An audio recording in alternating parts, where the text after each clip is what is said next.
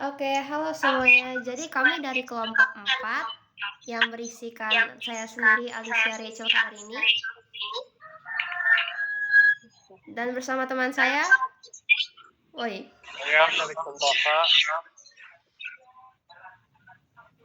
woi. Woi. Oh, saya Liana Angelika Fiona. Saya Justinus Putra. Saya Yudha Abi. Nah, di sini kita akan membahas tentang kebakaran hutan. Next. Nah, apa itu kebakaran hutan? Nah, kebakaran hutan ini adalah peristiwa terbakarnya vegetasi hutan secara tidak terkendali. Nah, ada beberapa hal yang membuat kebakaran hutan ini tidak terkendali, yaitu secara alami dan karena adanya ulah manusia. Karena kedua hal ini membuat kerusakan lingkungan dan berbagai faktor kerusakan lainnya secara aspek ekonomi, sosial, budaya, dan politik. Next dong guys. Nah, kebakaran hutan ini dibagi berdasarkan beberapa tipe bahan bakar dan sifat pembakarannya, yaitu ada 3. Yang pertama itu ada ground fire, kebakaran bawah, surface fire, kebakaran permukaan, dan crown fire, kebakaran tajuk. Nah, seperti dari namanya, kita bisa mengetahui nih kebakarannya ini tuh dia tuh terbakarnya di daerah yang mana sih? Nah, kalau ground fire, dari kata ground aja kita bisa tahu kalau kebakaran ini tuh terjadi di bawah permukaan. Kalau surface fire, dari kata surface ini berarti kita dapat mengetahui bahwa kebakaran hutan ini tuh terjadi di permukaan, di atas permukaan. Habis itu kalau crown fire, dari kata crown itu mahkota, berarti kebakaran ini tuh terjadi di tajuk pohon. Next. Nah, di sini saya akan menjelaskan 2 karakteristik dari 4 poin. Yang pertama, memiliki bahan yang mudah terbakar seperti rumput dan daun. Seperti yang kita ketahui, bahan organik seperti rumput, daun, batang, itu tuh cepet banget buat terbakar. Apalagi kalau didukung dengan cuacanya yang kering. Bahan-bahan organik tersebut itu cepat menyala dan bakal cepat banget buat nyebar luas kebakarannya. Nah, hal ini tuh kalau kita lihat dari tipe pembakarannya itu, dia tuh termasuk ke surface fire karena dia terbakar di permukaan. Habis itu yang kedua, memiliki pasokan oksigen yang cukup. Nah, buat terjadinya kebakaran hutan, itu harus punya oksigen yang banyak supaya bisa terjadinya kebakaran hutan yang benar-benar luas. Nah, apalagi kalau hutan itu kan oksigennya kan melimpah ya. Jadi wajar aja kalau bisa terjadinya kebakaran hutan. Selanjutnya yang ketiga, terletak di daerah yang rentan terhadap kebakaran. Di wilayah yang rentan terhadap kebakaran itu contohnya kayak musim kemaraunya panjang, terus curah hujannya rendah, terus juga dia didukung sama aktivitas-aktivitas manusia kayak pembukaan lahan. Terus itu yang keempat, terletak di daerah yang memiliki lahan gambut. Lahan gambut ini tanah gambut ini tanah yang memiliki banyak bahan organik. Tapi kalau misalnya dia nggak kering, dia tuh sebenarnya nggak terlalu mudah terbakar. Tapi kalau lahan gambutnya tanahnya udah jadi kering, itu dia mudah banget terbakar. Nah, selanjutnya ada tanda-tanda dari kebakaran hutan. Jadi yang pertama itu suhu udara di sekitar hutan meningkat menjadi lebih panas dan angin yang berhembus di kawasan hutan terasa panas. Nah, kalau ada terjadinya suhu udara yang meningkat atau angin yang berhembus itu terasa panas, itu menunjukkan adanya peningkatan panas di sekitar kawasan hutan. Yang sering terjadi ada aktivitas kebakaran atau saat kondisi lingkungan akan terjadinya kebakaran. Habis itu tercium aroma gosong dari hangusnya vegetasi hutan. Dari poinnya aja udah jelas tercium aroma gosong. Berarti ada terjadinya kebakaran atau mau memulai terjadinya kebakaran. Habis itu selanjutnya ada hewan-hewan yang menghuni hutan migrasi atau keluar dari kawasan hutan. Itu hewan itu sendiri memiliki insting alami untuk menghindari bahaya. Dan ketika mereka merasa peningkatan suhu atau ada asap atau suara api, mereka akan keluar dari hutan untuk mencari hutan yang lebih aman atau tempat yang lebih aman. Habis itu terlihat hotspot atau titik api di kawasan hutan atau muncul akumulasi asap di kawasan hutan. Nah, biasanya hotspot ini terdeteksi melalui satelit dan menunjukkan adanya suhu tinggi atau titik api yang aktif di suatu lokasi. Habis itu akumulasi asap ini menandakan pembakaran hutan yang sedang terjadi, dan ini menjadi tanda-tanda yang paling jelas bahwa kebakaran hutan sedang berlangsung atau akan terjadi. Nah, selanjutnya ada faktor penyebabnya. Nah, faktor penyebabnya ini ada alami dan non-alami. Saya akan menjelaskan mengenai faktor alaminya. Yang pertama itu ada sambaran petir. Yang kita tahu di kawasan hutan itu memiliki kayak daun-daun ranting-ranting yang kering, dan dengan adanya sambaran petir yang menyambar pohon kering atau lahan gambut dapat memicu kebakaran. Habis itu yang kedua ada aktivitas vulkanik. Nah, aktivitas vulkanik kan mengeluarkan lava panas atau abu vulkanik. Nah, hal tersebut bisa memicu kebakaran di sekitar kawasan hutan. Habis itu selanjutnya ada musim kemarau panjang. Nah, musim kemarau panjang ini biasanya disebabkan oleh fenomena El Nino, yaitu pemanasan suhu muka laut di Samudra Pasifik Tengah hingga Timur. Dan hal itu menyebabkan Indonesia itu musim kemarau yang berkepanjangan dan dapat mengakibatkan naiknya suhu di berbagai wilayah, termasuk hutan. Suhu yang tinggi tersebut dapat memicu terjadi kebakaran hutan dan menyebabkan ground fire seperti yang dijelaskan oleh Alicia tadi. Lalu ada angin fon. Nah, angin fon ini biasanya menghasilkan angin panas. Jadi ini dapat dikenal untuk meningkatkan resiko kebakaran hutan karena membawakan udara kering dan panas. Selanjutnya ada faktor manusia yang dilanjutkan oleh Yuva. Yang pertama adalah kelalaian manusia. Kelalaian manusia itu contohnya kayak membuang puntung rokok sembarangan, membakar sampah di hutan, terus meninggalkan bara api unggun yang masih menyala. Nah, dari hal-hal kayak gitu itu bisa membuat api yang kecil, habis dari kecil dia merambat lalu menjadi besar. Selanjutnya pembukaan lahan. Manusia biasanya menggunakan pembakaran hutan untuk pembukaan lahan karena mengeluarkan biaya yang lebih kecil. Selanjutnya sabotase. Sabotase atau sengaja dibakar itu adalah pihak yang kayak membakar hutan untuk kepentingan tertentu, kayak misalnya konflik atau kepentingan bisnis.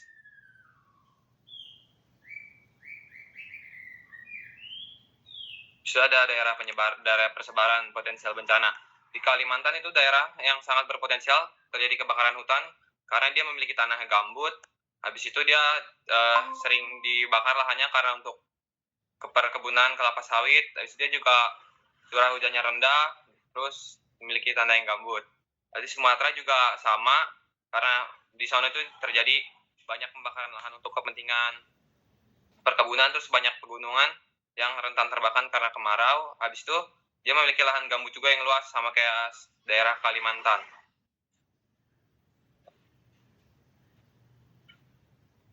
Itu bisa dilihat ya dari situ yang merah-merah sama yang hijau.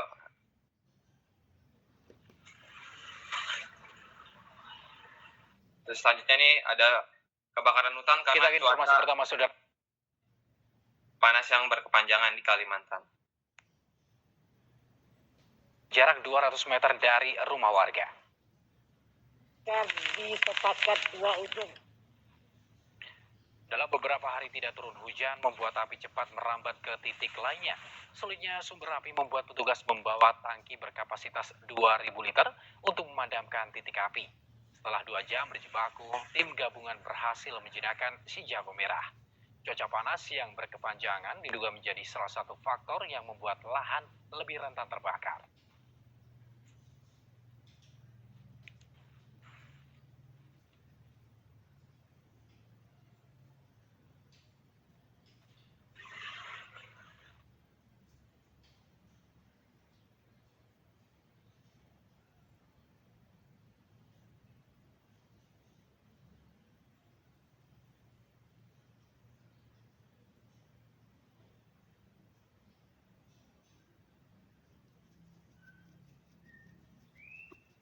Yuk contoh kasus yang lain yuk. Di next. Habis ini itu dia terbakar karena pembukaan lahan di daerah Sumatera, Palembang.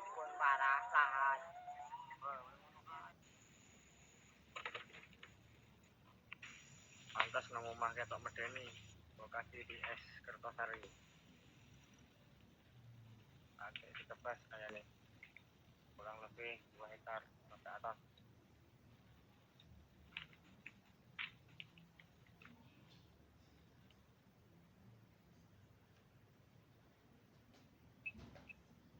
Oke, selanjutnya kita bakal masuk ke pengelolaan mitigasi bencana ya. Yang pertama ada prabencana. Saya akan menjelaskan tentang sosialisasi, pemetaan, dan penyusunan rencananya. Nah, jadi yang pertama sosialisasi. Nah, apa sih yang bakal kita sosialisasiin buat prabencana kebakaran hutan ini? Yang pertama, kita bakal sosialisasiin bahaya dari kebakaran hutan ini kepada masyarakat, terutama masyarakat yang memiliki pemukiman di daerah hutan. Yang kedua, menjelaskan apa yang boleh dan tidak boleh dilakukan saat terjadi bencana kebakaran hutan. Misal, kayak apa sih yang harus kita lakuin dan boleh kita lakuin kalau bencana kebakaran hutan ini.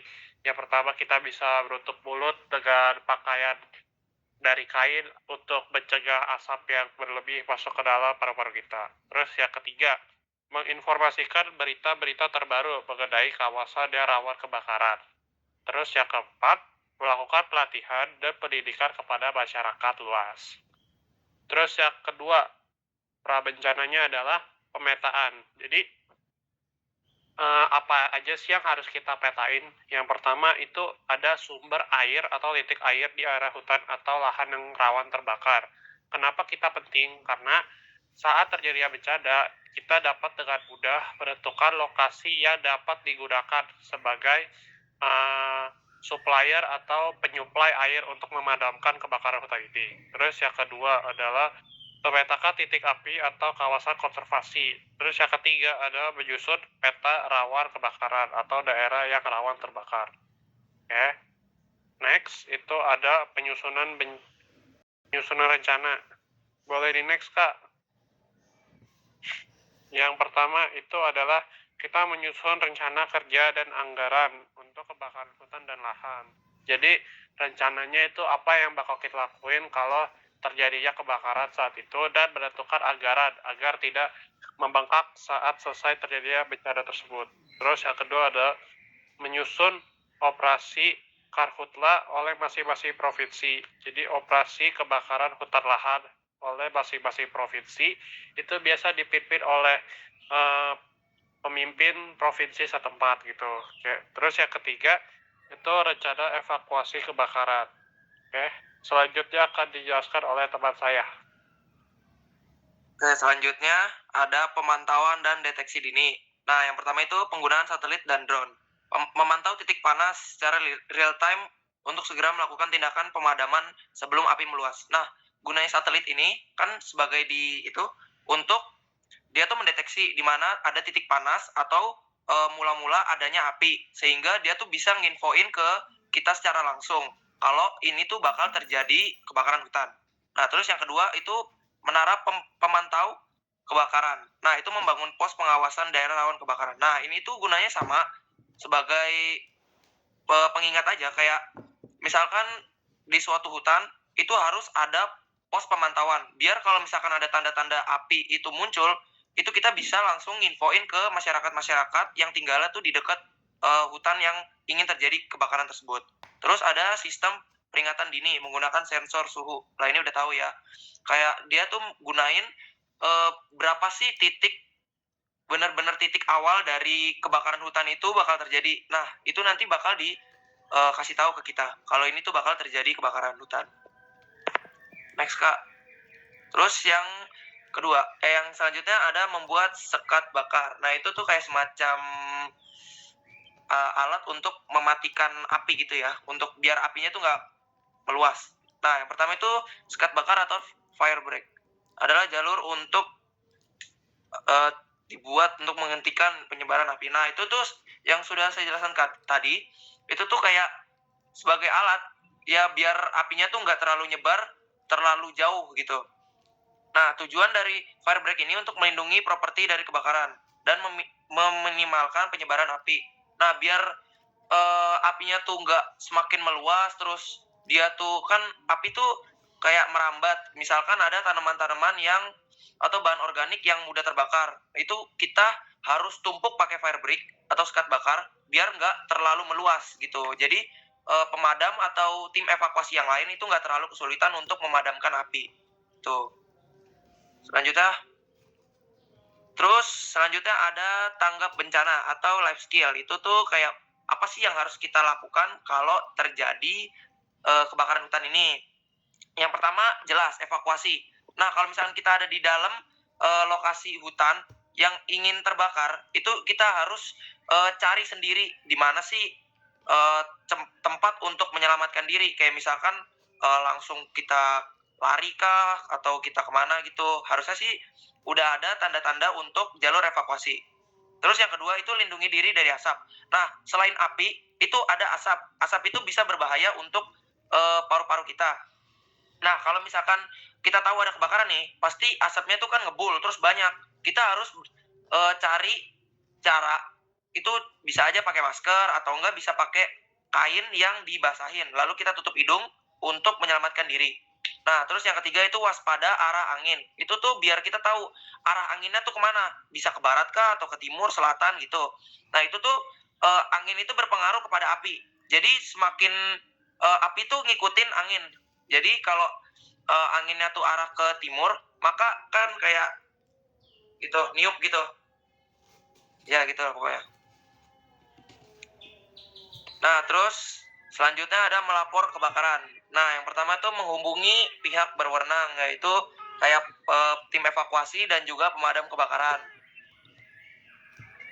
Ya, biar langsung ditanggepin itu kebakaran hutannya. Terus yang kedua, informasi kepada masyarakat sekitar. Nah, ini sama aja kayak kita ngasih tahu informasi kalau misalkan ini tuh bakal terjadi secara cepat kebakarannya atau langsung biur gitu kebakarannya karena bahan-bahan organik. Itu kita bisa kasih tahu ke mereka. Jadi mereka tuh bisa ngambil kesempatan waktu untuk menyelamatkan diri. Nah, jika terjadi kebakaran bisa dilakukan dengan memotong pohon atau tumbuhan di ujung agar tidak meluas. Ya, ini bisa juga. Jadi tumbuhan-tumbuhan tuh biasanya yang udah kering terus udah layu gitu kan, jadi bahan organik yang sangat mudah terbakar. Jadi ada baiknya kita melakukan tindakan kayak motongin gitu biar gak terlalu meluas. Oke, jadi kan tadi udah dibahas apa aja sih yang harus kita lakuin sebelum bencana dan pas lagi terjadi bencana. Nah, sekarang kita bakal bahas apa yang harus kita lakuin setelah terjadi bencana, yaitu pasca bencana. Nah, yang pertama itu dari sektor ekonomis. Yang pertama kita harus merehabilitasi area yang sudah terbakar. Ya, kita melakukan pembangunan lagi dari daerah atau rumah-rumah yang sudah habis terbakar agar warga dapat tinggal kembali di tempat itu. Terus yang kedua adalah kita memperhitungkan jumlah kerugian harta benda yang telah habis terbakar akibat bencana kebakaran hutan tersebut. Nah, terus yang ketiga, yang sektor kedua adalah psikis. Ini berhubungan sama psikologis dari korban-korban yang tertimpa bencana tersebut. Apa yang harus kita lakuin? Yang pertama, menghimbau para korban untuk mengunjungi psikiater dan psikolog. Terus yang kedua, kita bisa juga dengan mendukung dan memberikan motivasi bagi mereka yang sudah tertimpa bencana seperti itu agar mereka dapat mempunyai semangat kembali untuk menjalankan hidup mereka seperti biasa. Nah, yang terakhir ada sektor fisik. Nah, yang pertama adalah kita mendirikan posko-posko pengungsian. Ini berfungsi untuk tempat tinggal sementara para korban-korban bencana. Terus yang kedua adalah mendirikan pusat kesehatan darurat di daerah posko. Nah, kenapa kita harus bikin itu? Supaya kita bisa mengobati orang-orang yang terluka akibat bencana itu atau melakukan tes kesehatan agar tidak terjadi wabah-wabah yang tidak diinginkan seperti itu. Baiklah, sekian Sekian untuk presentasi kami pada kali ini. Mohon maaf jika ada salah atau apa. Terima kasih.